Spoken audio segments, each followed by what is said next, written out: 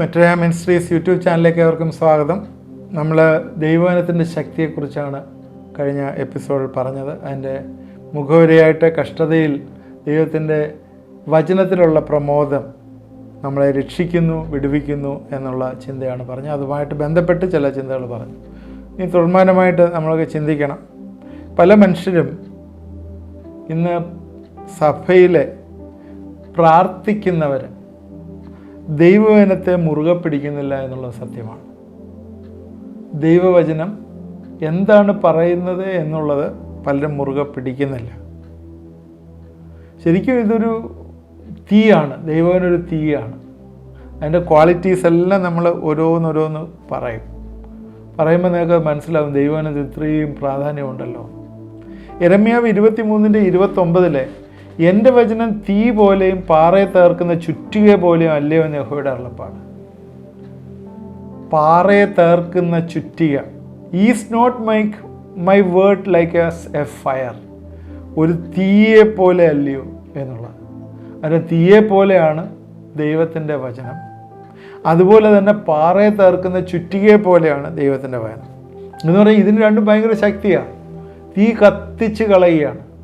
എല്ലാ ഡാർക്ക്നെസ്സും, ജീവിതത്തിലുള്ള എല്ലാ നിരാശയും, എല്ലാ ബലഹീനകളും എല്ലാം തീ കത്തിച്ച് കളയുക. പൊട്ടിക്കാൻ വയ്യാത്ത പാറയും ചുറ്റിക കൊണ്ട് അടിച്ചു പൊട്ടിക്കുക. പണ്ട് ഞങ്ങളുടെ നാട്ടിലൊക്കെ ഈ വലിയ പാറകളൊക്കെ ഈ കൂടം എന്ന് പറഞ്ഞൊരു സാധനം കൊണ്ട് ഇങ്ങനെ ഈ തമിര് പോലെ ഇങ്ങനെ വെച്ചിട്ട് അടിച്ചു പൊട്ടിക്കുന്നത് ഞാൻ കണ്ടിട്ടുണ്ട്. വലിയ കൂടം, ഭയങ്കര വെയിറ്റുള്ള സാധനം എടുത്തിട്ട് അതിൻ്റെ ചെറിയ ഭാഗമാണ് ചുറ്റിക. സാധാരണ ഈ ചല്ലികളൊക്കെ ഉണ്ടാക്കാനായിട്ട് നാളിൽ അടിക്കുന്നതൊക്കെ പണ്ടുണ്ടായിരുന്നു. ഇപ്പോൾ അതൊക്കെ മാറി ക്രഷറായല്ലോ, എല്ലാം ക്രഷറിലാണ് ചെയ്യുന്നത്. അതുകൊണ്ട് ദൈവത്തിൻ്റെ വചനത്തിൻ്റെ ശക്തിയാണ് അത് വെളിപ്പെടുത്തുന്നത്. തീയ് പൊട്ടിക്കാനുള്ള പൈശാചിക ശക്തികളെ മുഴുവൻ പൊട്ടിക്കാനായിട്ട് ദൈവത്തിൻ്റെ വചനത്തിന് കഴിയും. അതാണ് അതിനകത്ത് മനസ്സിലാക്കേണ്ടത്. ഇതുപോലെ പ്രധാനപ്പെട്ട ഒരു കാര്യമാണ് ദൈവവചനം എന്ന് പറയുന്നത്. ജീവനുള്ള ഒരു സംഭവമാണ്, സീഡാണ്. സീഡ് യേശുക്രിസ്തു ലൂക്കോസിൻ്റെ സുവിശേഷം 8-ാം അധ്യായത്തിൽ ഓരോ കാര്യങ്ങൾ അവരോട് പറയുമ്പോൾ പലതും ഉപമയായിട്ട് പറഞ്ഞു കാണുന്നു. 8-ാം അധ്യായത്തിൽ വിതയ്ക്കുന്നവൻ്റെ ഉപമയെക്കുറിച്ച് പറയുന്ന ഭാഗം 8-ാം അധ്യായത്തിൻ്റെ 4-ാം വാക്യം തൊട്ടുണ്ട്. അതിനകത്ത് അതിനുശേഷം അവൻ്റെ ശിഷ്യന്മാർ ഈ ഉപമയെക്കുറിച്ച് ചോദിക്കുന്നു. അവർക്കത് മനസ്സിലായില്ല, എന്തുവായി പറയുന്നത്. നല്ല നിലത്ത് വീണത്, മുള്ളിൻ്റെ ഇടയ്ക്ക് വീണത് ഒക്കെ പറയുന്ന കാര്യങ്ങൾ പറയുമ്പോഴേ അവർക്കത് മനസ്സിലാകുന്നില്ല. അതുകൊണ്ട് യേശുക്രിസ്തു അത് എക്സ്പ്ലെയിൻ ചെയ്ത് കൊടുക്കുകയാണ് 8-11 തൊട്ടുള്ള വാക്യങ്ങളിൽ. അതിനകത്ത് പറയുന്ന വിത്ത് എന്ന് പറയുന്ന ദൈവവചനമാണ്. വിത്ത് ദൈവവചനമാണ്. ഈ വിത്ത് നശിച്ചു പോകുന്ന ഒന്നല്ല. കഴിഞ്ഞ ദിവസത്തിൽ ഞാൻ വായിച്ച ഒരു കാര്യം, ഈ ഈജിപ്തിൽ എക്സ്കവേഷൻസ് നടത്തിക്കൊണ്ടിരുന്നപ്പോൾ, പിരമിഡ്സിനകത്തൊക്കെയുള്ള എക്സ്കവേഷൻസ് നടത്തിക്കൊണ്ടിരിക്കുമ്പോൾ ഇവർക്ക് മമ്മികളെ കിട്ടും. മമ്മികളെന്ന് പറഞ്ഞാൽ അന്ന് പ്രിസർവ് ചെയ്തിരിക്കുന്ന ശവശരീരങ്ങളാണ്. നമ്മൾ പല മമ്മികളെയും ഈജിപ്തിലൊക്കെ വിസിറ്റ് ചെയ്തവർ കണ്ടിട്ടുണ്ടാവും. അപ്പോൾ ഈ മമ്മികളെ വെച്ചിരിക്കുന്നതിൻ്റെ കൂട്ടത്തിൽ, പല സാധനങ്ങൾ വെക്കുന്നതിൻ്റെ കൂട്ടത്തിൽ ഇവർ ചില ഇമ്പോർട്ടൻ്റ് ആയിട്ടുള്ള ചില വിത്തുകൾ അതിനകത്ത് ഇട്ടിട്ടുണ്ട്. ഈ മമ്മികൾ ഫറോസിൻ്റെ ഒക്കെ സമയം നമുക്കറിയാം, ഏകദേശം 6000-7000 വർഷമായി ഈ ഫറോസൊക്കെ ഭരിച്ചുകൊണ്ടിരുന്ന സമയം. അതിൽ ഈ സമയങ്ങളിൽ ഉള്ള വിത്ത് ഇപ്പോൾ എക്സ്കവേഷൻസ് നടത്തി പുറത്തെടുത്തിട്ട് ഈ വിത്തുകളെടുത്ത് അവർ ജെർമിനേറ്റ് ചെയ്യുക, കുരുപ്പിക്കാൻ നോക്കിക്കഴിഞ്ഞപ്പോൾ അത് കുരുത്തു വന്നു എന്നേ കാണും. 4000 വർഷം കഴിഞ്ഞിട്ടും ഈ വിത്തിനകത്തുള്ള ജീവൻ നഷ്ടപ്പെട്ടില്ല, അല്ലേ? ഇതൊരു എനിക്ക് ഭയങ്കര ഒരു തിരിച്ചറിവാണ്. ഞാൻ ഈ അഗ്രികൾച്ചറൊക്കെ പഠിച്ചു എന്ന് പറഞ്ഞാലും ഇതെനിക്ക് ഭയങ്കര ഒരു തിരിച്ചറിവായിരുന്നു അത്. കാരണം സാധാരണ കേസിൽ നമ്മൾ കാണുന്ന ഒരു വിത്ത് കുറച്ച് നാൾ, 4-5 വർഷമൊക്കെ കഴിയുമ്പം, അല്ലെങ്കിൽ 10 വർഷമൊക്കെ കഴിയുമ്പോൾ അങ്ങ് നഷ്ടപ്പെട്ടു പോകും എന്നൊക്കെ നമ്മൾ ചിന്തിക്കുന്നത്. എന്നാൽ 4000 വർഷം 6000 വർഷം കഴിഞ്ഞിട്ടും ഈ വിത്തിനകത്ത് ജീവനുണ്ട് എന്ന് പറഞ്ഞപ്പോൾ പെട്ടെന്ന് ഞാൻ ഓർത്തത് യേശുക്രിസ്തു പഠിപ്പിച്ച ഉപമയാണ്. ലൂക്കോസിൻ്റെ സുവിശേഷം 8 പറയുന്ന വിത്ത് ദൈവവചനമാണ്. അതിൽ ദൈവവചനത്തെ വിത്തിനോട് ഉപമിച്ച് യേശു ഉപമിച്ചിരിക്കുകയാണ്. അത് നഷ്ടപ്പെട്ടു പോകത്തില്ല, ആ ജീവൻ അത് നിലനിൽക്കുകയാണ്. അതിനകത്ത് താഴോട്ടുള്ള കാര്യങ്ങൾ ഞാൻ ഇപ്പോൾ അത് എടുത്തു കഴിഞ്ഞാൽ എൻ്റെ സമയം ഒരുപാട് പോകും. അതുകൊണ്ട് ആ വിത്ത് വഴിയരികിൽ വീണത് കാണുന്നു. അതിനകത്ത് എഴുതിയിരിക്കുന്ന ഇതാണ്: ആ വിത്ത് വിശ്വസിച്ച് രക്ഷിക്കപ്പെടാതിരിക്കാൻ പിശാച് വന്ന് അവിടെ ഹൃദയങ്ങളിൽ നിന്ന് വചനം എടുത്തുകൊണ്ട് പോയി. ദൈവം പറഞ്ഞ വചനം ഒരിക്കലും പ്രയോജനമുണ്ടാകാനായിട്ട് പിശാച് സമ്മതിക്കത്തില്ല. ഇത് നമ്മൾ പഠിച്ചു വെക്കേണ്ട ഒരു പോളിസിയാണ്. ഉപദേശി നരകത്തിലേക്ക് പോകുന്ന വഴി ഏതാന്ന് ചോദിച്ചു കഴിഞ്ഞാൽ ഉപദേശി എന്താ, സ്വർഗത്തിലേക്കുള്ള വഴി മാത്രമേ പഠിപ്പിക്കുന്നുള്ളൂ, നരകത്തിലേക്കുള്ള വഴി ഏതാണെന്ന് ഉപദേശിയോട് ചോദിച്ചാൽ ഉപദേശി പറയുന്നത് എന്താ, നീ പോകുന്ന വഴി അങ്ങ് പോയാൽ മതി, അതെത്തുന്ന നരകത്തിലാണ് എന്ന് പറഞ്ഞതുപോലെ ഇന്ന് വചനമില്ലാത്തതിൻ്റെ കുഴപ്പമൊന്നുമില്ല, വചനമൊക്കെ ഇഷ്ടം പോലെ ഉണ്ട്. എന്നാൽ വിശ്വസിച്ച് രക്ഷിക്കപ്പെടാതിരിക്കാൻ ഈ വചനം വഴിയരികെ വീണ വല്ല വിത്ത് പോലെ കിളികൾ വന്നങ്ങ് കൊണ്ടുപോകും. പിശാച് വന്ന് ഹൃദയങ്ങളിൽ നിന്ന് എടുത്തു കളയുന്ന അനുഭവം. അതാണ് ഇന്ന് കാണുന്നൊരു സംഭവം. ദൈവവചനം ധ്യാനിക്കണമെങ്കിൽ ധ്യാനിക്കാൻ പറ്റത്തില്ല, ഉറക്കം വരിക. അത് വായിക്കുമ്പം ചിന്ത കാട് കയറിപ്പോവുക, വേറെ പല കാര്യങ്ങൾ, ജീവന കാര്യങ്ങളെക്കുറിച്ച് ചിന്തിക്കുക. ദൈവത്തിൻ്റെ പ്രസൻസിൽ ഇരിക്കാനായിട്ട് പറ്റുന്നില്ല. ഹൃദയം അങ്ങ് വല്ലാത്ത രീതിയിലാണ്, ഭയങ്കര നിരാശ വരിക, പല കുറ്റങ്ങൾ വന്ന് ഉള്ളിൽ കയറുക. ദൈവവചനം ധ്യാനിക്കാനായിട്ട് പറ്റത്തില്ല. ഹൃദയത്തിൽ ഒരു പക്ഷേ ദൈവത്തിൻ്റെ വചനം കുറച്ചു നേരം ഇരുന്ന് വായിച്ചെന്ന് പറഞ്ഞാൽ പോലും പെട്ടെന്ന് അങ്ങ് മറന്നു പോവുക. ഹൃദയത്തിൽ അത് നിൽക്കുന്നില്ല. ഓ, ഇതെന്താ കഷ്ടമാണ് അല്ലേ? അങ്ങനെയുള്ള ഒരുപാട് ആളുകൾ ഇന്ന് നമ്മളുണ്ട്. അവർക്കൊരു ഡെലിവറൻസ് വരാനായിട്ട് ഭയങ്കര പ്രയാസമാണ്. ഞാനിത് ഈ ഡെലിവറൻസിൻ്റെ കോഴ്സ് കാരണങ്ങളാണ് ഈ പറയുന്നത്. ദൈവത്തിൻ്റെ വചനത്തിൻ്റെ ശക്തി അവരിൽ വെളിപ്പെടാനായിട്ട് ഇന്ന് വലിയ പ്രയാസം. കാരണം എന്താ, ഇതെല്ലാം ഈ പെരിഫറിയിൽ നിന്ന് കളിക്കുക. അതും വേണം, ഇതും വേണം, മറ്റേതും വേണം, എല്ലാം വേണം. പ്രാർത്ഥിക്കുന്നിടത്തും പോയിരിക്കും, കൈയടിക്കുന്നിടത്തും പോയിരിക്കും, അവിടെയും പോയിരിക്കും, എല്ലാം എനിക്ക് വേണം. എന്നാൽ ദൈവത്തിൻ്റെ വചനത്തിൻ്റെ മർമ്മത്തിലേക്ക് പോയി അതിലെ ഞാൻ എൻ്റെ ജീവിതം അനുഗ്രഹിക്കപ്പെടണം എന്ന് ചിന്തിക്കുന്നവർ ചിന്തിക്കാൻ പിശാച് സമ്മതിക്കത്തില്ല. ഇനി രണ്ടാമത്തെ ഒരു വിഭാഗം അതിനകത്ത് എഴുതിയിട്ടുണ്ട്: വചന സന്തോഷത്തോട് കൈക്കൊള്ളും, എങ്കിലും അവർക്ക് വേരില്ല, പരീക്ഷാ സമയത്ത് പിൻവാങ്ങിപ്പോവും. യേശുക്രിസ്തുവിൻ്റെ അപ്പോസ്തലനായിട്ടുള്ള ശിഷ്യനായ യോഹന്നാൻ്റെ കാര്യം ഞാൻ പറഞ്ഞു. സാഹചര്യങ്ങൾ മോശമായെങ്കിലും സ്വർഗത്തെ കണ്ടു, സ്വർഗത്തിൽ പോയി. പത്മോസ് ദ്വീപിലെ പഴുതാരയും പാമ്പും ആകാശത്തിലെ കഴുകനെയും നോക്കി എൻ്റെ കാലം തീർന്നല്ലോ കർത്താവേ എന്ന് പറഞ്ഞിരിക്കുകയല്ല ചെയ്ത്. അവിടെ ഇരുന്ന് ദൈവത്തിൻ്റെ സന്നിധിയിൽ ഇരുന്ന് കഴിഞ്ഞപ്പോഴേ, സാഹചര്യങ്ങളെ നോക്കാതെ കർത്താവിനെ നോക്കിയപ്പോഴേ വലിയ ആരാധന വെളിപ്പെട്ടു വന്നതായിട്ട് കാണും. സ്വർഗത്തിൽ ആരാധന. ഹല്ലേലൂയ. ഇവിടെയാണ് ദൈവത്തിൻ്റെ സന്നിധിയിലുള്ള സന്തോഷം. ഇവിടെയാണ് ദൈവവചനത്തിലുള്ള സന്തോഷം. പാറമേൽ വീണ് തക്കാലം അങ്ങോട്ട് ചെന്നു, പിന്നെ പെട്ടെന്ന് അതങ്ങ് കേടായിപ്പോയ ആ അനുഭവമല്ല. പരീക്ഷ വന്നപ്പം പിന്മാറിപ്പോയ അനുഭവമല്ല. തകർച്ച വന്നു, നിരാശ വന്നു, കഷ്ടത വന്നു, അവിടെ പോയപ്പോൾ പിന്മാറിപ്പോയല്ല. നേരത്തെ നമ്മൾ കഴിഞ്ഞ എപ്പിസോഡ് ചെയ്യുന്ന കഷ്ടതയിൽ പോലും ദൈവത്തിൻ്റെ വചനം പ്രമോദമാകുമ്പോൾ കഷ്ടതയിൽ ജീവിച്ചെഴുന്നേറ്റ് വരുന്ന അനുഭവം. ഇവിടെ പരീക്ഷാ സമയത്ത് ഇങ്ങനെയുള്ളവരെ നിലനിൽക്കുകയില്ല. അതുകൊണ്ട് വായിച്ചു വിടുകയല്ല ആവശ്യം, ദൈവത്തിൻ്റെ സന്നിധിയിൽ അത് ഡിലൈറ്റ് ചെയ്യാണ്. 1-ാം സങ്കീർത്തനത്തിൽ എന്താ പറയുന്നത്? ദുഷ്ടന്മാരുടെ ആലോചനപ്രകാരം നടക്കാതെയും പാപികളുടെ വഴിയിൽ നിൽക്കാതെയും പരിഹാസികളുടെ ഇരിപ്പിടത്തിൽ ഇരിക്കാതെയും യഹോവയുടെ ന്യായപ്രമാണത്തിൽ ധ്യാനിച്ച് അവൻ്റെ ന്യായപ്രമാണത്തെ രാപ്പകൽ ധ്യാനിക്കുന്ന മനുഷ്യൻ ഭാഗ്യവാൻ. അവൻ ആറ്റിൽ നട്ടിരിക്കുന്നതും തക്കകാലത്ത് ഫലം കായ്ക്കുന്ന ഇലവാടാത്തതുമായ വൃക്ഷം പോലെ ഇരിക്കും. അതിനോട് ചേർന്നൊരു വാക്യം കൂടെയുണ്ട്: അവൻ ചെയ്യുന്നതൊക്കെയും സാധിക്കും. ഇംഗ്ലീഷിൽ ഇങ്ങനെ എഴുതിയിരിക്കുന്നത്: what ever he does he prospers. അവൻ ചെയ്യുന്നതിലൊക്കെ പ്രോസ്പെറസ് വരും, വർദ്ധിച്ചു വരും. അതിൻ്റെ റീസൺ എന്താ മേലെ എഴുതിയിട്ടുണ്ട്: ഇല വാടാത്തതുപോലെ നിൽക്കുക. എല്ലാവരും വാടി പോകുമ്പോൾ അവൻ വാടത്തില്ല, അവൻ ഫലം കായ്ക്കും, തക്ക കാലത്ത് തന്നെ ഫലം കായ്ക്കും. കാരണം എന്താണ്? രാപ്പകൽ ഡിലൈറ്റ് ചെയ്യുകയാണ്. എവിടെയാണ്? ദൈവത്തിൻ്റെ വചനത്തിൽ. That is the power of the word of God. ദൈവത്തിൻ്റെ വചനത്തിൻ്റെ ശക്തി അതാണ്. ചില ആളുകൾ ഇങ്ങനെയല്ല. ചില ആളുകളെ സംബന്ധിച്ചിടത്തോളം പല കാര്യങ്ങൾ വന്നങ്ങ് ചോക്ക് ചെയ്യാണ് അവരെ, മുള്ളിനിടയിൽ വീണ്. എന്താണ് ചോക്ക് ചെയ്യുന്നത്? ഈ ചോക്ക് ചെയ്യുന്ന സാധനങ്ങളെല്ലാം വിക്ടോറിയസ് ആയിട്ട് രക്ഷപ്പെടാനായിട്ടുള്ള മാർഗമാണ് ദൈവത്തിൻ്റെ വചനം. ഇതെങ്ങനെയാണെന്നുള്ളത് നമ്മൾ ഇനി ഫർദറായിട്ട് നമ്മൾ ചിന്തിക്കും. നമ്മളെ ഡിവോഷൻ പോലെ നമ്മൾ എടുക്കുന്ന ക്ലാസ്സുകളിൽ നമ്മൾ ചിന്തിക്കും.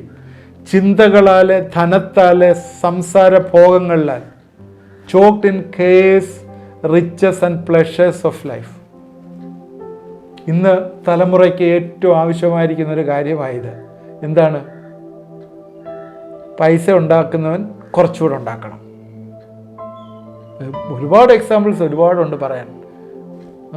ദൈവം അങ്ങനല്ലേ പറഞ്ഞിരിക്കുന്നത്, 500 1000 കൊടുക്കുകയല്ലേ. ഇതൊക്കെ നമുക്ക് ഒരുപാട് ബൈബിളിൽ നിന്ന് ഒരുപാട് കോട്ട് ചെയ്യാനായിട്ട് ഒരുപാട് ഭാഗങ്ങളുണ്ട്. 500 1000 കൊടുക്കണം, 1000 2000 ആക്കണം എന്നൊക്കെയാണ് ദൈവം തന്നോളൂ. നിങ്ങൾ ഉറങ്ങണമെന്ന് ഒക്കെയല്ല പറയുന്നത്. എന്നാൽ നമ്മുടെ പ്രയോറിറ്റി ഏത് രീതിയിലാണ്? പണമാണോ പ്രയോറിറ്റി? അതിനു വേണ്ടിയുള്ള ചിന്തകൾ, ആകുല ചിന്തകളാണ്. എന്തൊക്കെ സംഭവിക്കും, എന്തൊക്കെ സംഭവിക്കും. അതിനുശേഷം എന്താണ് അതിനോട് ചേർന്ന്? സംസാര ഭോഗങ്ങൾ, പ്ലഷേഴ്സ് ഓഫ് ലൈഫ്.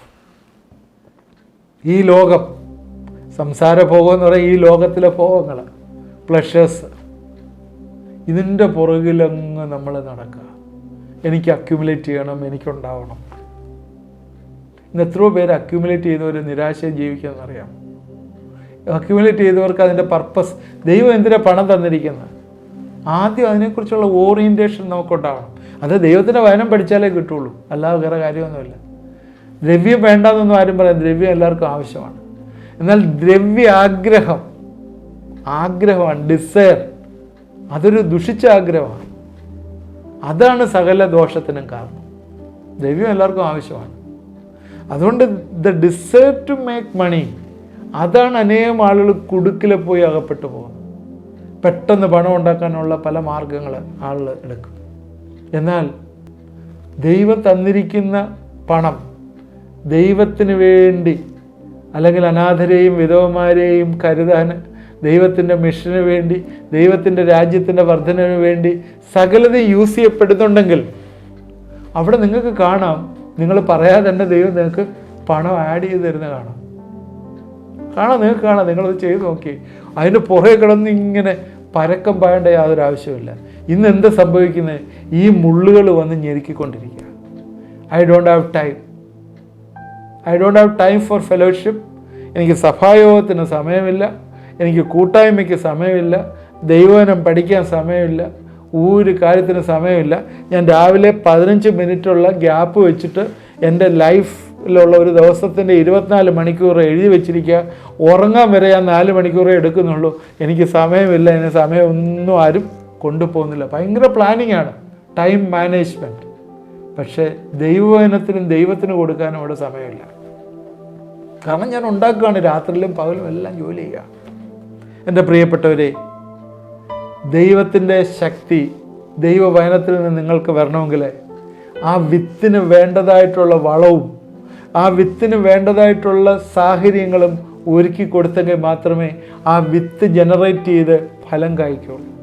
എന്നാൽ ആ വിത്ത് അവിടെ ഇട്ടിട്ട് ആ വിത്ത് ഒന്നുകിൽ അത് പക്ഷി വന്ന്, പിശാചു വന്ന് കൊണ്ടുപോകും. അല്ലെങ്കിൽ എന്ത് പറ്റും? പാറയുടെ മേലിൽ വീണ പോലെ പെട്ടെന്ന് ഒരു കൺവെൻഷനോ ഒരു പ്രസംഗമോ ഒരു എന്തെങ്കിലും ഒന്ന് കേട്ട്, ഒരു ധ്യാനമോ കേട്ടിട്ട് പെട്ടെന്നൊന്ന് വളർന്ന് അത് ഉണങ്ങിപ്പോവും. ഇല്ലെന്നുണ്ടെങ്കിൽ എന്ത് ചെയ്യും? അത് വളർത്താനായിട്ട് നമ്മൾ ശ്രമിക്കുകയാണ്. ലോകത്തിലുള്ള മോഹങ്ങളും സംസാര ഭോഗങ്ങളും ഒക്കെ വന്ന് അതിനെ താളടിയാക്കി കളയും. എന്നാൽ നല്ല നിലത്ത് വീണതുപോലെ അത് ഹൃദയത്തിൽ സംഗ്രഹിച്ച് ഇരിക്കുമ്പോൾ എന്താ സംഭവിക്കുന്നത്? അത് അനേകം പേർക്ക് പ്രയോജനമായി തീരും. ഫലം കായ്ക്കുക എന്ന് പറഞ്ഞാൽ അതാണ്. നിൻ്റെ വീട്ടിലുള്ളവർ സമൃദ്ധിയിലാകുക, അതാകും അതിൻ്റെ കൂട്ടത്തിലാകും.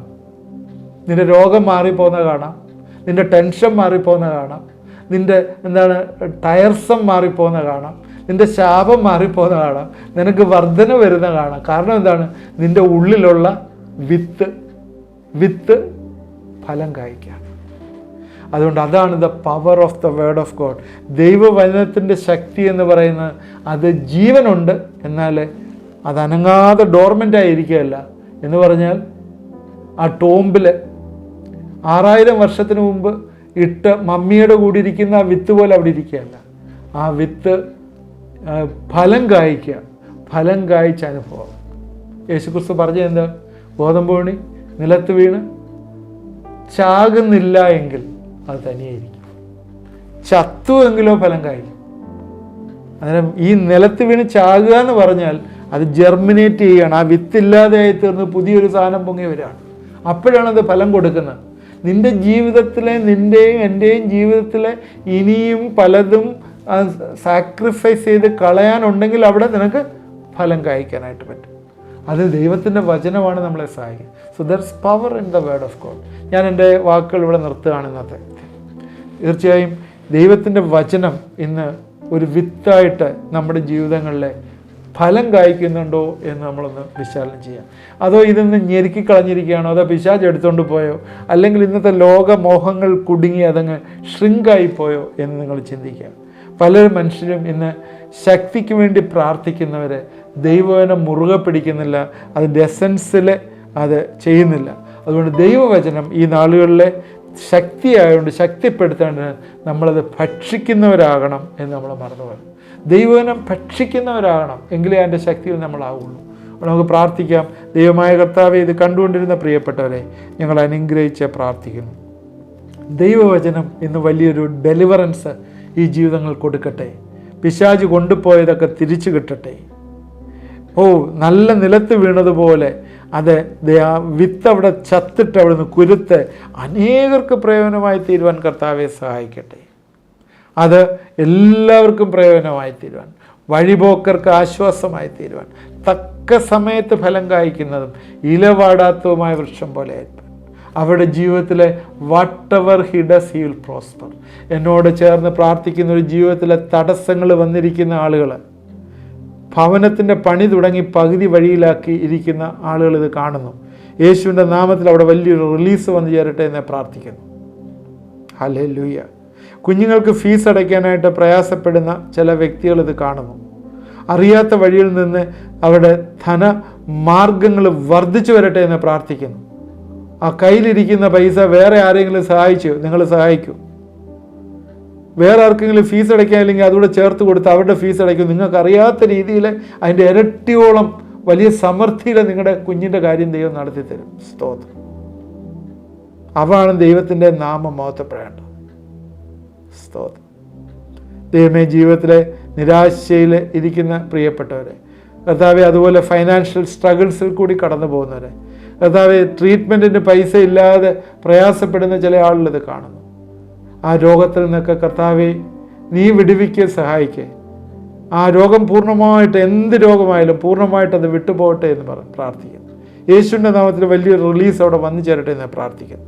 എൻ്റെ കരങ്ങളിലേക്ക് ഏൽപ്പിക്കുന്നു. നീ സഹായിച്ച് അനുഗ്രഹിച്ചോർത്ത് സ്തോത്രം. ഈ പ്രാർത്ഥന കേട്ടതോർത്ത് സ്തോത്രം. യേശു ക്രിസ്തുവിൻ്റെ നാമത്തിൽ പ്രാർത്ഥിക്കുന്നു, കേൾക്കുമാറാണമേ. ആമേൻ.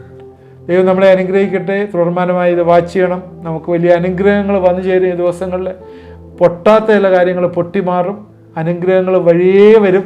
ദൈവത്തിൻ്റെ വചനം പറയുന്ന അതാണ്. അതുകൊണ്ട് നമ്മളിത് വിശ്വസിക്കുകയും ഇത് മറ്റുള്ളവർക്ക് ഷെയർ ചെയ്ത് കൊടുക്കുകയും ചെയ്യുക. ആദ്യമായിട്ട് കാണുന്നവർ സബ്സ്ക്രൈബ് ചെയ്യുക. പ്രെയർ റിക്വസ്റ്റുകൾ വാട്സാപ്പ് നമ്പറിൽ അയച്ചു തരിക. ദൈവം നമ്മളെ എല്ലാവരെയും അനുഗ്രഹിക്കും.